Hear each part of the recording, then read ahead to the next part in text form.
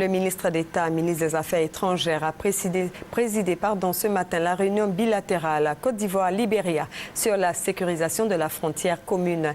Il s'est agi de baliser un cadre de discussion et un plan d'action conjoint de sécurisation de la frontière. Le ministre des Affaires étrangères du Libéria conduisait la délégation. C'est ce que nous dit Abou Sanogo dans ce reportage. Suivez plutôt. Deux forces en une. Plus efficace pour lutter contre l'insécurité liée à la présence signalée de groupes armés dans les localités frontalières, la Côte d'Ivoire et du Libéria.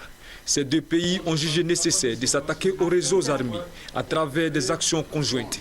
Une réunion à Abidjan sur la question détermine les modalités d'action. Nous avions donc convenu avec le ministre que finalement nous allons faire une rencontre plus globale pour traiter du dossier des incursions armées au niveau donc des frontières entre le Libéria et la Côte d'Ivoire. Le deuxième point, disons que c'est le problème des réfugiés, pour les faire revenir. Et le troisième point sur ce dossier, c'est comment faire en sorte que la commission mixte de coopération entre le Libéria et la Côte d'Ivoire se réunisse et aborde le point de la situation des accords qui existent entre les deux pays, les mettre à jour. Ces groupes armés qui prospèrent depuis quelques mois dans les localités frontalières constituent donc une menace sécuritaire qu'il faut éradiquer au plus vite à travers des stratégies communes de grande envergure. Madame Ellen Johnson Sirleaf is the current chair of the Mano River Union.